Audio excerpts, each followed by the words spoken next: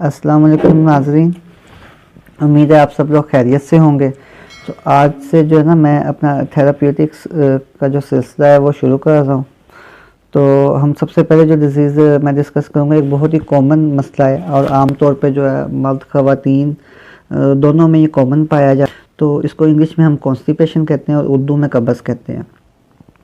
जब 24 आवर्स से ज़्यादा जो है आदमी जो है अगर वॉशरूम ना जाए तो उसको जो है ना वो कॉन्स्टिपेशन में शुमार किया जाएगा, और अगर 2 से 3 दिन में बंदा नहीं जाता तो उसको हम एक्यूट कॉन्स्टिपेशन कहेंगे। कॉन्स्टिपेशन जो है इसकी डिफरेंट रीज़न्स हैं और टाइप्स हैं, जिनमें से जो है ना 2 बेसिक जो मेजर टाइप्स हैं उनको हम कहते हैं कॉलोनिक कॉन्स्टिपेशन, और सेकंड वन इज़ डिस्केजिया है, और थर्ड वन जो है उसको हम ना प्रेगनेंसी में कह सकते हैं। कॉलोनिक कॉन्स्टिपेशन से मुराद ये है कि जो आपकी इंटेस्टाइन्स हैं उनमें जो है ना फीसिस की जो मूवमेंट है वो नॉर्मल नहीं है। इंटेस्टाइन्स जो है बेसिक जो है उनकी मूवमेंट बॉवल की दुरुस्त ना होने की वजह से जो है फीसिस आगे मूव नहीं करते या उनकी मूवमेंट स्लो होती है, जिसकी वजह से जो है रेक्टम जो है वो जल्द फिल नहीं होता और जो है रफ़ा हाजत नहीं होती। जबकि डिस्केजिया जो है उसमें जो है वो हमारी इंटेस्टाइनल बॉवल मूवमेंट सही होती है, लेकिन डिफरेंट रीजंस की वजह से जो है ना जो है पेशेंट जो है वो चाहने के बावजूद भी जो है ना वो अपने फीसिस को डिस्चार्ज नहीं कर पाता और पखाना उसका खारिज नहीं होता, तो उसको हम डिस्केजिया कहेंगे। तो इन दोनों जो है टाइप्स की जो है ना डिफरेंट रीजंस हैं, जिनको हम ना इनके सिम्टम्स और कॉजेज़ के लिहाज से ना 3 अगर बेसिक कैटेगरी में डिवाइड कर लें तो इन्हें समझने में आसानी होगी। जिसमें से जो क्योंकि होम्योपैथिक मेडिसिन जो है वो वैसे भी जब हम सिलेक्शन ऑफ रेमेडी करते हैं तो उसमें जो कॉजेशन है वो एक सिलेक्शन ऑफ रेमेडी में या तो सिम्टम्स बेस्ड हम थेरेपी करते हैं। इस लिहाज से ना मैंने इसको 3 टाइप्स में ही मैं कंसीडर करता हूँ। इसके जो साइकोलॉजिकल रीज़न है उनमें जो फर्स्ट ऑफ ऑल अगर हम कहें तो वो डिप्रेशन है और एनजाइटी है, स्ट्रेस है। आजकल जो है ना इकोनॉमिकल रीजंस की वजह से, जो सोशल रीजंस की वजह से तकरीबन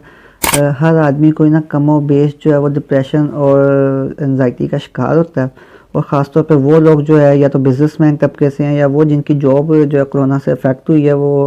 एनजाइटी का शिकार है। और उसके अलावा जो है ना एक खौफ पाया जाता है अवाम में मुस्तकबिल का, बेयकीनी की कैफियत। वो तो ये जो है ना माइंड सिम्टम्स ये हमारे ना सिर्फ डाइजेस्टिव सिस्टम को अफेक्ट करते हैं बल्कि हमारे हार्मोन्स पे भी इनके ना बहुत बैड इफ़ेक्ट आते हैं, और हमारी जो डिफरेंट कॉम्प्लिकेशंस जो है ना बॉडी सिस्टम्स में पैदा हो जाती है। इसके अलावा जो इसकी दूसरी रीज़न है ख्यालात हैं उनको या फोकस करना या ख्यालात का ना तगय्युर हम कह सकते हैं, तज़ाद। इसके अलावा जो सेकंड साइकोलॉजिकल रीज़न है वो ये है कि अक्सर लोग जो ना जब टॉयलेट जाते हैं या वॉशरूम तो वो अपना न्यूज़पेपर साथ ले जाते हैं, वहाँ बैठ के स्टडी करते हैं। और दूसरा जो है एक स्मार्टफोन की एक बहुत अब हैबिट बन गई हुई है कि हर आदमी जो है वो क्योंकि बिज़ी लाइफ है तो वो वॉशरूम में समझता है कि अब ये मेरे पास ना एक फुर्सत के लम्हात हैं तो मैं इसमें अपने स्मार्टफोन से फ़ायदा उठाऊँ या उसको यूज़ करूँ, जिसकी वजह से जो ये ना हम जिस काम के लिए वॉशरूम जाते हैं उस पर फोकस नहीं कर पाते, और जो है ना इससे हमारा जो है वो एक पूरा जो सिस्टम्स हैं वो अफेक्ट होते हैं, और ये भी एक कॉन्स्टिपेशन की मेजर रीजंस में शुमार किया जा सकता है इसको। इसके अलावा अगर हम मैकेनिकल रीजंस की बात करें तो मैकेनिकल रीजंस में जो एक मेजर रीज़न है वो ये है कि ख़ासतौर पर जो लोग ऑफिस में सिटिंग करते हैं, जिनके सिटिंग आवर्स बहुत ज़्यादा हैं और उनको मूवमेंट के ना मौके कम मिलते हैं, और वो खाना खाने के बाद ख़ास तौर पे जो है ना वो चेयर पे ही बैठे रहते हैं और मूवमेंट नहीं करते, जिससे उनके जो है ना एक डाइजेस्टिव सिस्टम पे बहुत बुरा असर पड़ता है, और जो भी हमारा खाना है ना वो इजीली जो है इंटेस्टाइन्स में मूव नहीं कर पाता, उनमें ब्लॉकेज आती है, जिसके बायस जो है ना फिर ये कॉन्स्टिपेशन की शिकायत होती है। इसके अलावा जो लोग आमतौर पर सफ़र वगैरह बहुत ज़्यादा ट्रैवलिंग करते हैं और कार में या बसेस में, तो वो जब खाना खाने के बाद मुसलसल ना गाड़ी में या बसेस में बैठे रहते हैं तो वो भी एक जो है ना कॉन्स्टिपेशन की एक अहम रीज़न है। इसके अलावा जो है ना एक हमारा बॉडी पोस्चर जो है वो भी अफेक्ट करता है कॉन्स्टिपेशन के लिए, कि जब हम ख़ास तौर पे अगर हम जो है वो टॉयलेट सीट पे दुरुस्त पोजीशन में नहीं बैठते, कमोड वगैरह ज़्यादा यूज़ करने की वजह से भी जो अक्सर लोग ना मैकेनिकल कॉन्स्टिपेशन का शिकार हो जाते हैं। तो उनको अगर वो देसी जो है जिसको हम WBC सीट कहते हैं अगर वो यूज़ करें तो वो उनकी कॉन्स्टिपेशन जो है ना विदाउट एनी मेडिसिन और डिफरेंट रीजंस ख़त्म की जा सकती है। इसके अलावा जो है प्रेग्नेंट वुमेन्स हैं उनमें भी जो है वो कॉन्स्टिपेशन की शिकायत देखी गई है, जिसकी एक अहम वजह ये है कि उनके जो पेल्विक रीजन है उस पर जो है ना वो जो है स्ट्रेस होती है, वेट होता है, और जो है एब्डोमिनल प्रेशर की वजह से जो है ना वो भी जो है कॉन्स्ट्रिक्शन पैदा होती है इंटेस्टाइन्स में, और बॉवल मूवमेंट में जो है कॉन्स्टिपेशन का बाइस बनती है। इसके अलावा जो एब्डोमिनल वीकनेस है वो भी एक अहम फिजियोलॉजिकल रीजंस है। और अगर हम देखें तो हमारा डाइट प्लान जो है वो भी कॉन्स्टिपेशन की वजूहात में बहुत कह दें कि एक अहमियत रखता है। खुराक वगैरह में अगर हम जो है वो लो फाइबर डाइट ले रहे हैं, सब्जियों का इस्तेमाल कम कर रहे हैं, और ख़ास तौर पे जो है हम कह सकते हैं कि चिकनाइयों का भी इस्तेमाल जो है ना वो हम कम कर रहे हैं, तो वो हमारी आंतों में ना सिर्फ खुश्की पैदा कर देता है जिससे बॉवल मूवमेंट डिस्टर्ब होती है और कॉन्स्टिपेशन का बाइस बनता है, बल्कि ये दीगर भी जो है डाइजेस्टिव प्रॉब्लम्स जिनमें फ्लैटुलेंस है, जिसमें हार्ट बर्न है, और उसके अलावा गैस्ट्रालजिया है, वो भी इसकी वजह से पैदा होती हैं। इसके अलावा जो है इंटरनल वाउंड्स हैं और अल्सर्स हैं वो भी जो है ना इसकी रीजंस में शुमार होती है। अब अगर हम बात करें इसके ट्रीटमेंट की, इसके अलावा हाइपोथायराइडिज्म भी जो है वो कॉन्स्टिपेशन की वजह बनता है, और वाटर की डिहाइड्रेशन भी जो है वो कॉन्स्टिपेशन की वजूहात में से एक अहम वजह है। अब हम जो है डिस्कस करेंगे इसके ट्रीटमेंट को। में जो ना हमें केमिकल बेस्ड जो है एलोपैथिक परगेटिव मेडिसिन जो है उनको अवॉइड करना चाहिए, क्योंकि वो जो है ना सिर्फ जो है ना वक्ती तौर पे उनसे हमें आराम तो आ जाता है कॉन्स्टिपेशन में, लेकिन इनके मुसलसल इस्तेमाल से जो है ना हम हैबिचुअल हो जाते हैं, और फिर एक जो है वो क्रॉनिक जो है ना कॉन्स्टिपेशन में तब्दील हो जाती है और दीगर जो है मसाइल का भी बाइस बनती है। उसके साथ साथ जो है ना वो जो है अगर जो हम कह लें कि एलोपैथिक जो है केमिकल बेस्ड जो परगेटिव्स यूज़ करने से या जो कब्ज़ कुशा मेडिसिन यूज़ करने का एक नुकसान ये भी है कि हमारे जिस्म में जो एक ना इलेक्ट्रोलाइट्स या मिनरल बैलेंस है वो भी डिस्टर्ब हो जाता है, और उसके साथ साथ जो अहम मिनरल्स और वाइटामिन जो है ना वो भी बॉडी से जो है वो एक्सेसिव अमाउंट में डिस्चार्ज हो जाती हैं, जिससे हमारी जो है हेल्थ पे, टिश्यूज़ पे, मसल जो है ना मसल्स वगैरह पे एक बुरा असर पड़ता है। होम्योपैथिक तरीके इलाज में जो है बेतहाशा जो है मेडिसिन मौजूद हैं जिनको हम फर्दर अभी डिस्कस भी करते हैं, लेकिन एक बात मैं आपसे पहले शेयर करना चाहूँगा कि ये मालूमात जो है ना इंफॉर्मेशन के लिए और मालूमात के लिए है। तो इन मेडिसिन को इस्तेमाल से पहले एक क्वालिफाइड होम्योपैथ से लाजमी मशवरा कर लें, या आप मुझे जो है वो मैसेज करके भी जो है वो पूछ सकते हैं। और अब जो है ना ये मेडिसिन जो है सिम्टम बेस पे जब इसको सिलेक्ट कर लें तो इस मेडिसिन को पूरी जो है ना मटीरिया मेडिका से अदर सिम्टम्स भी जो है वो स्टडी कर लेने चाहिए, ताकि जो है टोटलिटी ऑफ सिस्टम पे बेस करते हुए ही जब हम सिलेक्शन ऑफ रेमेडी करें तो हमें उससे ना सिर्फ वक्ती आराम बल्कि एक ना मुश्किल छुटकारा भी डिजीज़ से मिल जाता है। तो सबसे पहले जो हम मेडिसिन डिस्कस करेंगे उसका नाम है एलुमिना। एलुमिना जो है ये बेसिकली फटकरी से बनने वाली होम्योपैथिक मेडिसिन है, और इसके जो सिम्टम्स हैं उसमें जो है म्यूकस मेम्ब्रेन का बिल्कुल ड्राई होना, खुश्क होना, जो फीसिस हैं या पखाने का बिल्कुल ड्राई हो जाना, और जो है हम कह सकते हैं कि मकद में या एनस में जो है ना वो एक बर्निंग सेंसेशन होती है, इचिंग होती है, और उसके अलावा जो है ना जो पखाना है वो भी जो है ना मेंगनों की तरह जो है वो नोट्स में जो है ना वो डिस्चार्ज होता है। उसके अलावा जो पेशेंट है उसका जो माउथ है वो भी ड्राई होता है, मुंह खुश्क होता है, प्यास उसको लगती है बार बार। जो दूसरी मेडिसिन है वो ब्रायोनिया है। ब्रायोनिया भी जो है वो मोस्टली केसेस जो है ना कॉन्स्टिपेशन के उनमें बहुत इफेक्टिव रहती है, और इसके भी सिम्टम्स में जो है ना वो ड्राइनेस है, जिसमें माउथ की ड्राइनेस भी है, पेशेंट का मुंह खुश्क रहता है और उसको बार बार जो है वो प्यास लगती है, और म्यूकस मेम्ब्रेन गले में भी उसको खुश्की महसूस होती है। उसके अलावा जो है ना उसकी जो है आप कह सकते हैं कि वो रेक्टम में भी जो है ड्राइनेस होती है, फीसिस जो है उस खुश्क होते हैं। और जो इसको डिफ्रेंशिएट करती है ना एलुमिना से जो है वो सिम्टम ये है कि इसमें पेशेंट को बिल्कुल जो है ना डिज़ायर नहीं होती, वो वॉशरूम में जाके बैठता है, जाकर इंतज़ार करता है, लेकिन उसको जो है ना वो रफ़ाई हाजत महसूस नहीं होती। ऐसे पेशेंट जो कि वॉशरूम जाते हैं उनको रफ़ाई हाजत भी होती है, लेकिन वो जब बाहर आते हैं तो उनको फ़ील होता है कि जैसे उनको मुकम्मल तौर पे जो है ना कहने की रफ़ाई हाजत नहीं हुई, और फिर दोबारा जो है उनको बार बार जाना पड़ता है, और जो है ना एक हम कह सकते हैं कि इनफेक्टिव जो है ना डिज़ायर फील होती है। उन पेशेंट्स के लिए जो है ना नक्स वोमिका बहुत अच्छी है, नक्स वोमिका जो है उनको रात को जो आप कह लें कि 200 पोटेंसी में दें, तो और सुबह जो है निहार मुँह साथ उनको ना सल्फर 200 में यूज़ करवाएं, तो उसके बहुत ही अच्छे रिजल्ट्स हैं। और मोस्टली 80% जो पेशेंट है ना वो इन 2 मेडिसिन से ठीक हो जाते हैं। लाइकोपोडियम का जो पेशेंट है ना उसमें ये है कि पेशेंट को ना साथ जो है इचिंग भी फील होती है और दर्द होती है। उसके अलावा जो है ना उसको गैस्ट्रिक सिम्टम्स भी होते हैं। इसके अलावा जो और एक हम कह सकते हैं कि अच्छी मेडिसिन है वो ग्रेफाइट है। ग्रेफाइट उन पेशेंट के लिए मेडिसिन है कि जो जिनको रफ़ाए हाजत नहीं होती, वो वॉशरूम की ना जो है 2-2 3-3 दिन तक जो है ना उनको अक्सर तलब नहीं होती। और अगर उनको जो है वो जाके जब भी कह दें कि अब रफ़ाए हाजत होती है, तो वो जो स्टूल है उनका वो नोटी होता है और उसके अंदर जो है म्यूकस होती है और जो है ना धागों की शक्ल में जो है वो सब्सटेंसेस निकलते हैं। ग्रेफाइट के जो पेशेंट है ना इनको स्टूल पास करते हुए बहुत परेशानी का सामना होता है और बहुत जो है ज़ोर लगाना पड़ता है। जो इनका जो है कह सकते हैं हम स्टूल जो है वो लार्ज पीसीस में होता है और उसमें अक्सर औक़ात जो है ना इनको जो है ज़ोर लगाते हुए या रफ़ा हाजत के बाद जो ना फिशर्स का मसला पड़ जाता है। और फिशर्स अगर होते हैं तो उसमें हम ना इनको सिलिशिया है, नाइट्रिक एसिड है और तानिया जो है वो एक अच्छी मेडिसिन है। इनको हम स्टडी करके तो according to different similarity of जो है ना सिम्टम्स उसमें हम दे सकते हैं पेशेंट को, तो इसके अच्छे रिजल्ट्स मिलेंगे। लाइकोपोडियम भी जो है वो कॉन्स्टिपेशन में यूज़ होती है। लाइकोपोडियम के पेशेंट में जो सिम्टम्स ये हैं कि एक तो उसमें जो है ना गैस्ट्रिक सिम्टम्स होते हैं स्टमक में, और जो दूसरे सिम्टम्स हैं लाइकोपोडियम के जैसे जो है right side of abdominal pains होती हैं,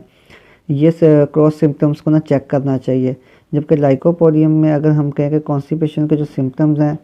इसमें पेशेंट को जो है शुरू में स्टूल जो है वो ड्राई आता है जब वो जाता है रफ़ाए हाजत के लिए, और बाद में जो है ना वो जब बाहर आने वाला होता है तो या लास्ट में उसको जो है स्टूल सॉफ्ट हो जाता है। उसके अलावा जो है ना पाइल्स पेशेंट में जो कॉन्स्ट्रिक्शन ऑफ रेक्टम होती है उसमें ये बहुत अच्छा असर करती है। और अगर पेशेंट को पाइल्स की भी शिकायत है साथ साथ और इचिंग पेन होती है, तो फिर लाइकोपोडियम को स्टडी करना चाहिए पेशेंट के हवाले से। इसके अलावा अगर जो कॉन्स्टिपेशन में जो ना क्रोनिक केसेस हो जाएं और जो है पेशेंट को जो स्टूल पास करते हुए ब्लीडिंग की भी शिकायत हो और जो स्टूल है वो लार्ज जो है ना कह लें कि आप क्वांटिटीज़ में और हार्ड पीसेस में आए, तो नेट्रम म्योर भी बहुत अच्छा असर करती है। ख़ास तौर पे जब आप दीगर जो है ना सिम्टोमेटिक रेमेडीज़ यूज़ करें और उसका रिज़ल्ट ना मिल रहा हो, तो नेट्रम म्योर को ट्राई करना चाहिए, इसके अच्छे रिज़ल्ट्स हैं। इसके अलावा जो नक्स वोमिका है वो भी एक चीफ रेमेडी है और नक्स वोमिका के भी बहुत अच्छे असरात हैं। नक्स वोमिका का जो पेशेंट है उसमें जो है ना जो अदर सिम्टम्स जो है ना इनडाइजेशन है, भूख का ना लगना, और अगर खाना खा लिया तो उसका देर तक हज़म ना होना, और पेट में ना भारीपन, और जो है जो पेट ऑफ स्टमक है नीचे की तरफ पेट में दर्द होता है या फिर बाईं जानिब होता है पेट में, उन लोगों को अगर कॉन्स्टिपेशन होना तो उसमें जो नक्स वोमिका बहुत ही अच्छा असर करती है। उसके अलावा जो है ना ऐसे लोग जो एक लंबे अरसे तक जो है ना एलोपैथिक जो है मेडिसिन यूज़ करते रहे हों, परगेटिव्स वगैरह, तो उसमें भी जो है ना जो है जब वो दवाइयाँ जो अपना काम करना छोड़ दें और एक उनकी वजह से जो कॉन्स्टिपेशन के जब क्रोनिक पेशेंट है ना उसमें बहुत अच्छा असर करती है। इसके अलावा अगर जो है ना कॉन्स्टिपेशन जो है वो आप समझते हैं कि आप एक जगह पे रिहाइश पजीर थे या आप कहीं किसी जगह पे रह रहे थे और आबो हवा या आपके जो ना एटमॉस्फेरिक चेंजेस की वजह से या खाने पीने की या आपकी रिहाइश में जो चेंजेस आने की वजह से कॉन्स्टिपेशन है, और उसमें जो है ना प्लेटिनम जो उनसी है वो अच्छा असर करती है। और प्लेटिनम के पेशेंट में जो है ना वो म्यूकस जो है ना आप कह सकते हैं कि रेक्टम ड्राई तो होती ही है, लेकिन उसमें जो है फीसेस जो है वो ऐसे फील होता है कि जैसे स्टिकी हो गई हैं आप जो है, और पेशेंट जो है वो नाकाम कोशिश के बावजूद जो है ना उसको जो है पखाना खारिज नहीं होता। अगर जो है ना कब्ज़ के साथ साथ जो है पेशेंट को पेट में शदीद दर्द महसूस हो रहा हो और उसको जो है वो रफ़ाए हाजत हो, लेकिन वॉशरूम में जाने के बावजूद भी वो नाकाम कोशिश के बावजूद उसको फ़ाका ना हो, तो फिर उसको जो है ना प्लम्बम ट्राई करानी चाहिए। प्लम्बम जी भी जो है ना वो एक अच्छी मेडिसिन है, उसको आप फिर स्टडी कर लें, उसके जो बाकी सिम्टम्स को देखते हुए अगर पेशेंट को वो बनती है मेडिसिन तो उसको लाजमी यूज़ करवाएं। जो सल्फ़र है अगर हम उसको हाई डोजेज़ में यूज़ करवाएं क्रोनिक पेशेंट को, तो उसमें भी इसका एक अच्छा रिज़ल्ट है। तो उसमें जो बेहतरीन तरीका ये है कि पेशेंट को ना निहार मुँह जो है सल्फ़र 200 में जो है वो देनी चाहिए, और उसके बाद जो है ना उसमें एक अच्छा असर मिलता है। और जो उसके सिम्प्टमेटिक दूसरी रेमेडीज़ हैं वो उसको साथ में ना दिन में यूज़ करवानी चाहिए, जिनमें सबसे पहले जो है वो ब्रायोनिया और एलुमिना जो है उनको यूज़ करें तो हमें जो है पेशेंट को ना इनिशियल स्टेजेस पे जो है फ़ाका हो जाता है। जबकि इसकी अगर दूसरी रेमेडीज़ की बात करें तो उनमें वेरेट्रम एल्बम है, एनाकार्डियम है, कॉस्टिकम है, इग्निशिया है, नाइट्रिक एसिड है, ओपियम है। अगर हम उनको भी जो है ना सिम्प्टोमेटिक जो है तरीके से यूज़ करवाएं तो उनके भी अच्छे रिज़ल्ट हैं। उनको भी जो है ना अगर मेडिसिन समझ में नहीं आ रही तो इन बाकी मेडिसिन को भी स्टडी करना चाहिए। इसके अलावा अगर पेशेंट में जो है जो स्टूल के जो है सिम्टम्स हैं वो ये हैं कि स्टूल सॉफ्ट है और लेकिन जो है वो इजीली पेशेंट पास आउट नहीं कर पा रहा, कोई मैकेनिकल कह लें कि उसको तकलीफ़ का सामना है, तो फिर पेशेंट को जो है ना हम एलुमीन यूज़ करवाएंगे। प्लेटिना भी इसमें बहुत अच्छा असर रखती है और हेपरसल्फ के भी अच्छे रिजल्ट्स हैं। और जो है आप कह सकते हैं कि जो हम कह सकते हैं प्रेग्नेंट वूमेंस हैं उनमें कॉन्स्टिपेशन की जो एक वजह है वो ये कि उनके पेल्विक रीजन पे ना एक एब्डोमिनल कहने के स्ट्रेस होता है, वेट होता है,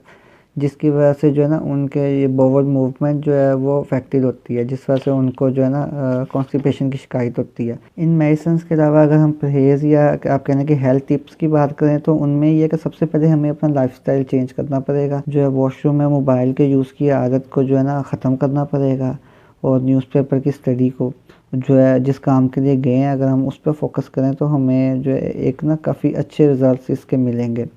और जो दूसरी एक अहम रीज़न जो है ना इसमें यह है कि हमें अपनी डाइट पे फोकस करना चाहिए। हेल्दी जो है वेजिटेबल्स, फ्रूट्स हैं, फाइबर वाली ग़िज़ाएँ हैं, उनका इस्तेमाल हमें ज़्यादा से ज़्यादा करना चाहिए। सब्ज़ पत्तों वाली जो है सब्ज़ियाँ उनका इस्तेमाल करना चाहिए। ऐसे जो है पेशेंट जो हैं जो ऑफ़िस में देर तक बैठे रहते हैं, लंबे अरसे तक मुसलसल कुर्सी पे बैठे रहते हैं, उनकी ज़्यादा मूवमेंट वाला काम नहीं है और अक्सर जो है ना आप कह लें कि कुर्सी पे बैठे-बैठे उन्हें जो है वो घंटे से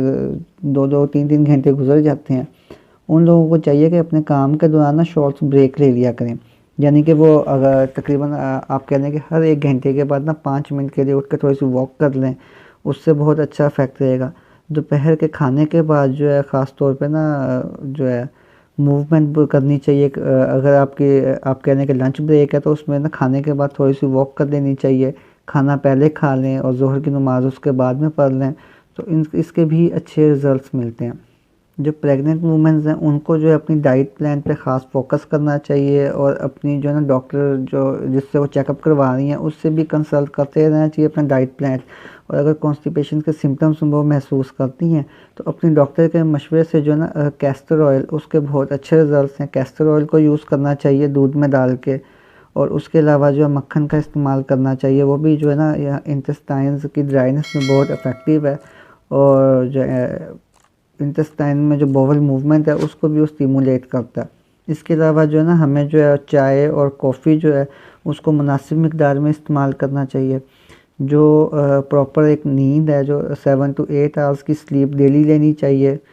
और जो है बाकायदगी से नमाज़ पढ़ना, वो भी ज़हनी सुकून का बाइस बनता है। आप टीवी को जो है कम से कम देखें, अपनी फैमिली के साथ टाइम गुजारें। जो लोग आपको अच्छे लगते हैं, जिनके साथ बैठना आपको पसंद है, चाहे वो आपकी फैमिली है चाहे वो आपके दोस्त हैं, उनके साथ भी टाइम स्पेंड करने से और आउटडोर एक्टिविटीज़ करने से जो है ना हमारे कहने के आप एंजाइटी, डिप्रेशन, फ़ियर, इन चीज़ों में जो है ना कमी आती है। और अल्लाह पर तवक्कल करें, अच्छे की उम्मीद रखें और अपनी सोच में ना जो है ना एक पॉजिटिव